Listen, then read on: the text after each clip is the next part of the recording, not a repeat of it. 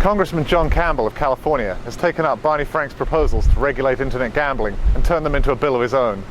But with the DOJ's indictment of the world's leading poker sites still reverberating in the online gambling world, the congressman told Gambling Compliance that he believes the bill must be seen for its consumer protection benefits and not the money it may raise from taxation.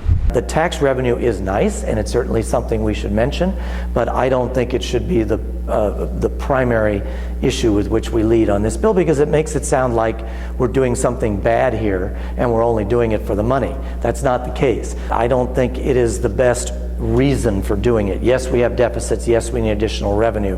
But the main reason for doing this, in my view, is kind of three things. One is just freedom to allow Americans to legally do what they are now doing illegally in droves and many millions.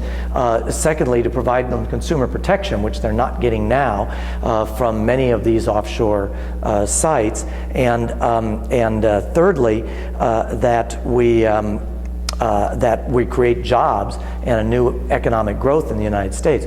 It's hard enough for the federal government to regulate the borderless internet, and I think it's way harder for a state to do it. So I think that in the end this legislation will have to be federal, but even though we have federal legislation, we empower the states to do the regulation, and we also give the states the ability to opt out. So right now I think the state efforts are complementary and actually helping us move the federal legislation forward.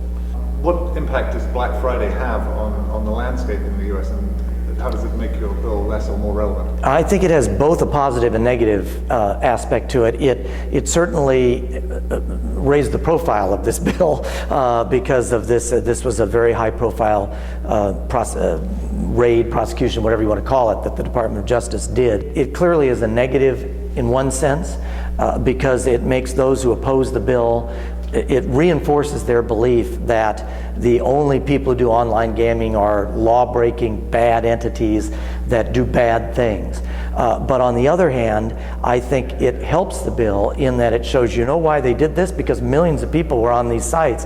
And you know what? Those were millions of Americans who are not being treated well, who do not have consumer protection, using a lot of these offshore sites. So I think it also gives us, and it's certainly what I've been saying in Washington these days, is, you know what, this is exactly the reason we do need to do this bill, is in order to provide Americans a venue by which they can do this and do it legally, but also be protected from some of these offshore sites that aren't going to do it in the right way. From what I can tell at this point, most of the brick and mortar casino industry has kind of come together. They were definitely split last year, but that they appear to have come together on this.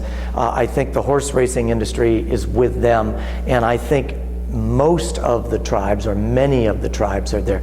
There are still some tribes who seem to not be interested in it. It'd be nice if they all were, but I think that we have a critical mass at the moment that is much better than what we had last year.